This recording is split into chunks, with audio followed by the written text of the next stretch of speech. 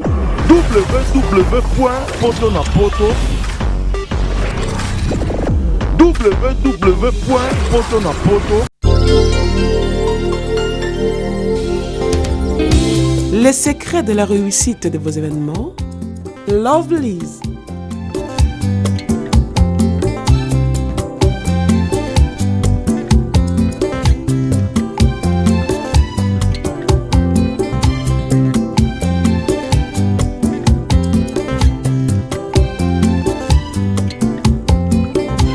It's simple. Try and try again. Lovelyz.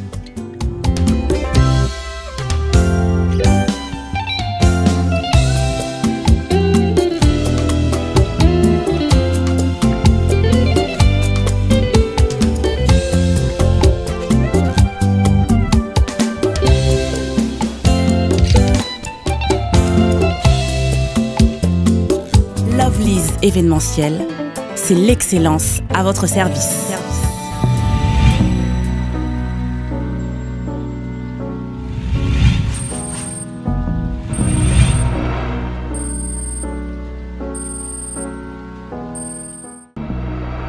Merci de me retrouver partout dans le monde à travers www.potonapoto.com, le site d'écran, le site des professionnels, ensemble avec moi, votre humble serviteur, Prince Bakali, appelé autrement l'espoir de la presse internationale.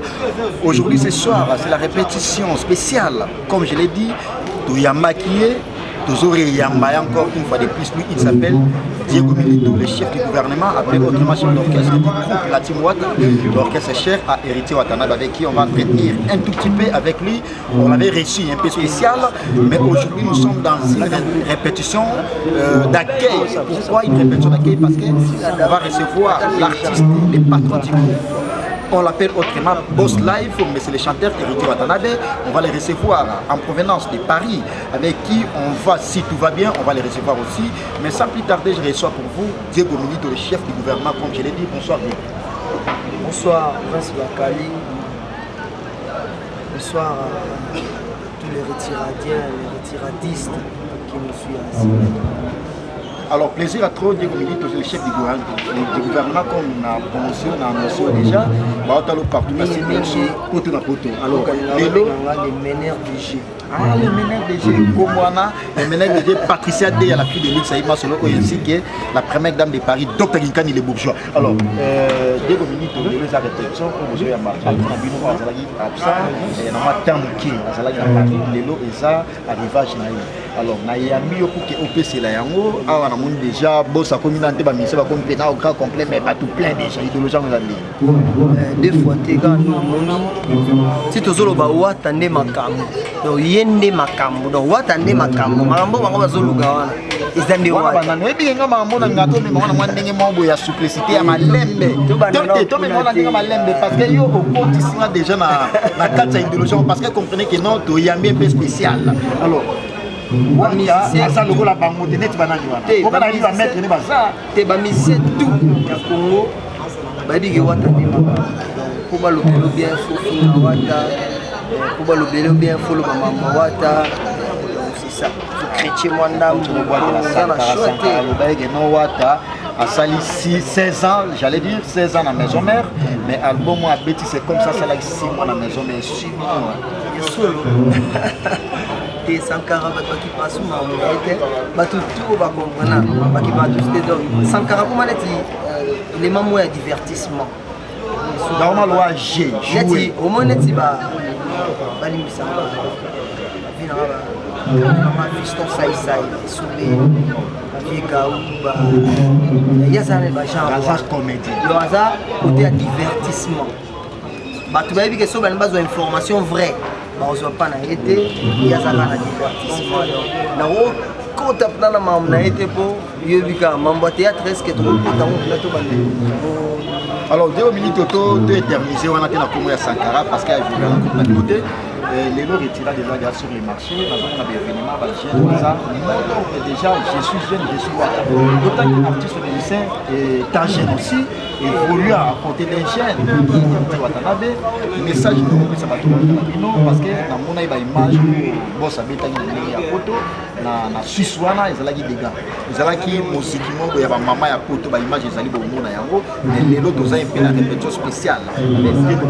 Est-ce que retirade à eux c'est comporté normalement sur le marché et fièvre ya banzembo ya ndo kota déjà ba ouais ba bazo consommer da banzembo déjà ba bazo yemba banzembo da mibimba déjà donc c'est comme ça. Les musique intelligente donc faut pas bazo apena temps pour comprendre mon to lobby musique intelligente pour to bakisi moi et logo to bakisi wana si to pesi siko ba tout temps ba comme moi là to ebinga na ba tebele ba excusez ba tebele ba tuloka Willy Mouchen laisser les lignes code ya mboka ya Willy Mouchen à Tucha de Dijon Valérie Katunga la belle magnifique la spéciale la bourgeoise merci beaucoup Mayaya merci Mire et commis à la grande dame mon boss la mine de Vomosako les big boss monté ma fille la belle la première dame de Paris Diego Minuto alors Diego Minuto musique intelligente comment on va s'inquiéter moi trop intelligence on va bâtir la carte à maîtriser ça ezaka ka moni batu tumando betana biso beka rumba tumando betana biso beka rumba mais ba give me ezalite ba congolais bando imba banzembo nesi ba give me te banzembo lokwa ba Willy etoka po ezalaki nzembo fo ezalaka ekokanaka na nzembo franco fo ezalaka omonaka fo ezalaka neti ya franco et tobakisi mwa touche moko spécial na kati wana banzembo ekoti corps son amena le bandolo baba na déchiffrer ba corps wana je la comprendre beaucoup maison même beaucoup plus au niveau de maison mère parce que on a bien aux coco ah non yo musique to beti ça n'a rien à voir na maison mère yo za coco raté yo za mwana ya oyo merci on comprend pourquoi mais musique to beti ya comprendre ba tu vas comprendre bon musique to beti ça n'a rien à voir na maison mère net singa son au album na biso na retrouver à maison mère côté na yokaka neti côté na yokaka aya ba fini mwana côté générique ba fini ba melicie biberon côté on a na téléphone na yo amatumoli et puis la mine dovo azotumbola nga ya Willy Mouchen laisser les code ya mboka maman Mire et commis ça Armand Tombé merci beaucoup sans oublier Ambro Stats Jasunda, leader à Liège, Ambro Stats. Bon, mais ça n'a pas moi, mais in Italie, Chico Obico. Merci beaucoup à toi, Christelle Massengo. Lumba. Alors, au filier, au Mélissé Bibero, Baki s'appelle au monde la Katuana. What a fini, papa, à Mélissé. Papa, on a papa personnellement. Papa, on a tout dévoilé, Calamine. Les binomes, les binomes comprennent que la finale qui est. Melissa qui est fait biberon. Lelo yo na moni ba stade wana to kenda otala match moni ke bazo Melissa bébé biberon. Donc les idéologie mo boy koti déjà bazo yemba bazo kota na makambo. Donc nga mingi faut embisa nga presse bakali. Moni banzo ko malanga li ke no ça la plaisir parce que ba bino ka skala beta yango déjà.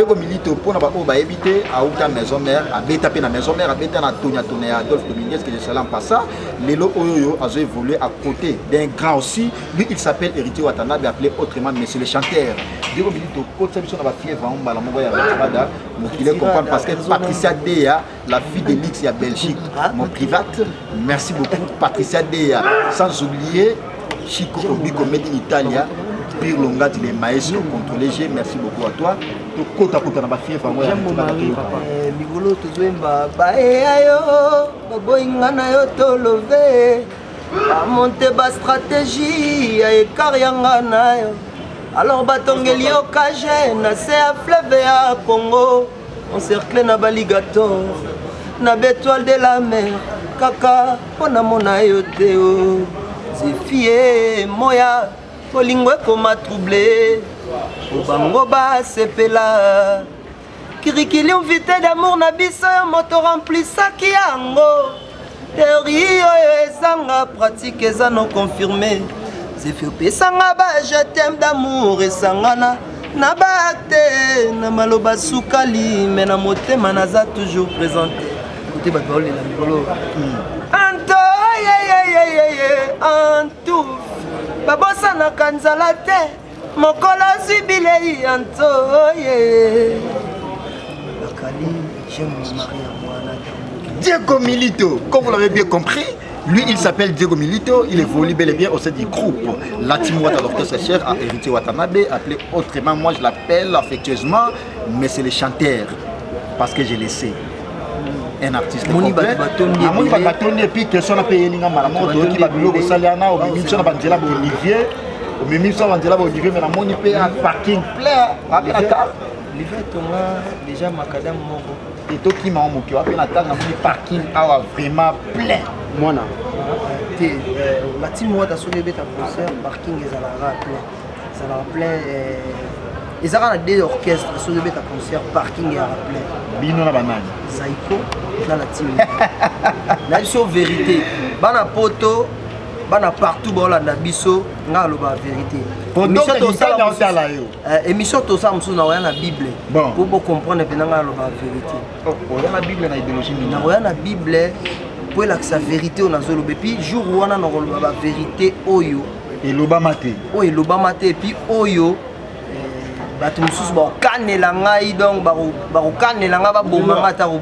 alors merci comme nous avons un peu expressement Diego aux sala boulot et aux autres la répétition on a yamba qui pour que c'est la idéologie pe ça bango déjà vous tant que chef du gouvernement na pe ça yo pouvoir wana na culture na yo bato ba chance à la yo dernier message pour l'entretien à soir ya lelo na yebi silité yo sala déjà ya palais pour ton poto ebi au monde entier et ebi yo non sito déjà au les cas déjà Diego Milito n'est pas un nouveau dans le monde dans solo la culture.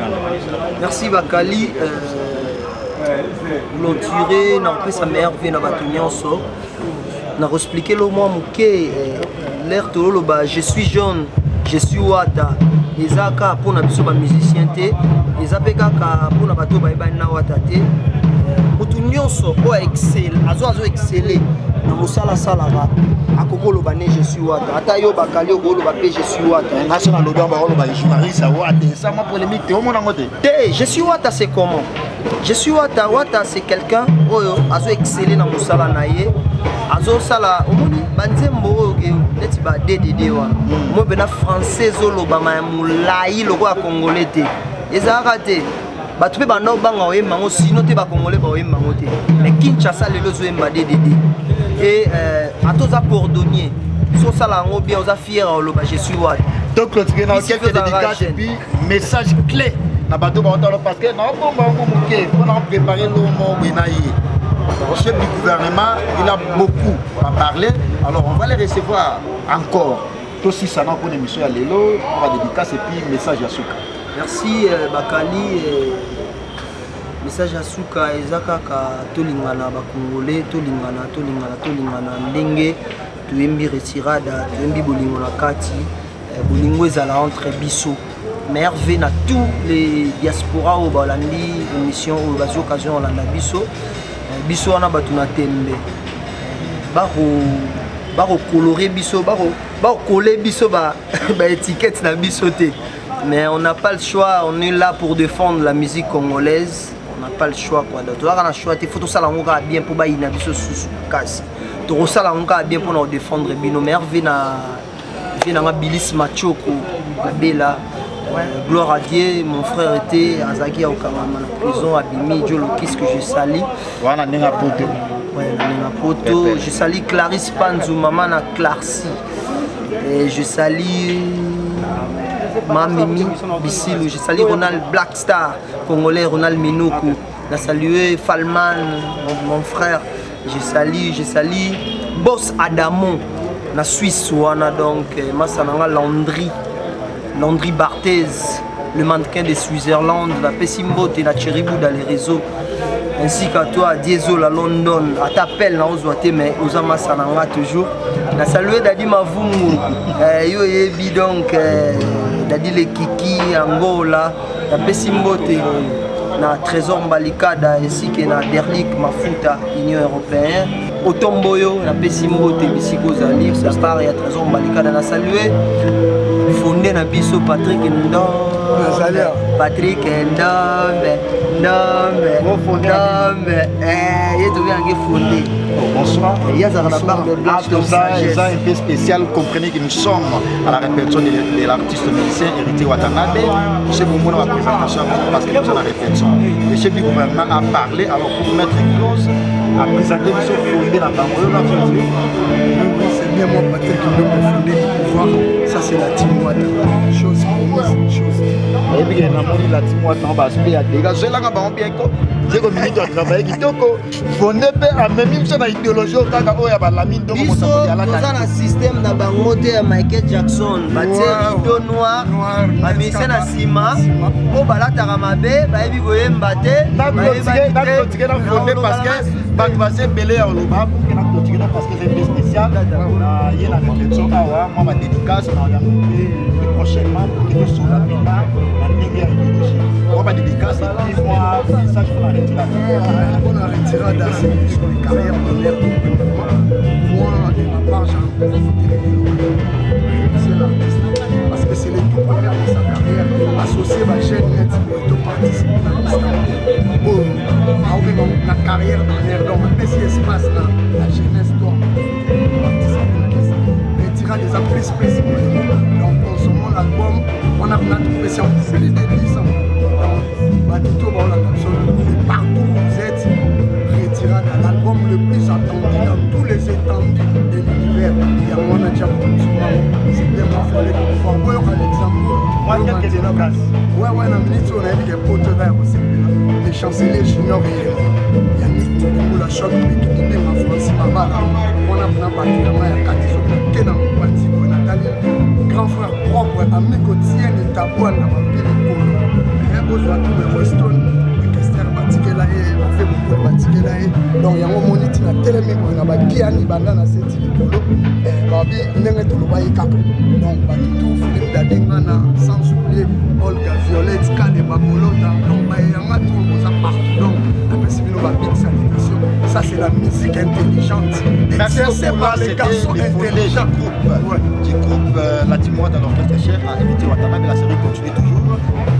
Je reçois pour vous, lui, on l'appelle le marketeur intelligent, appelé autrement Francis Dubaya. Il y a une conception d'idéologie à marketing intelligence.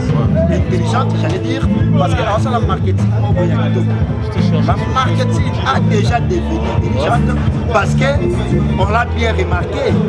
On a bien remarqué la présence de Francis Dubaya. C'est lui qui est devenu avec cette idéologie. Merci beaucoup à toi, ami de le patron de ce site. Donc, il est bourgeois. Donc, il bourgeois, merci beaucoup à toi. Il y a Winnie Michel qui est Boka. Amrostad, Yasunda, leader à Liège, contrôlé Bango. Bokewana, Bobo, merci beaucoup, fier à Palais, à Liège. À Liège parce que nous a leader. Je reçois pour vous Francis Dubaya, le marketeur intelligent, pour en parler, entretenir avec lui un tout petit peu concernant la répétition à Lélo parce que tout ça répétition, Héritier Watanabe dans sa répétition d'accueil Lélo a commis Lélo. Merci. www.potonapoto www.potonapoto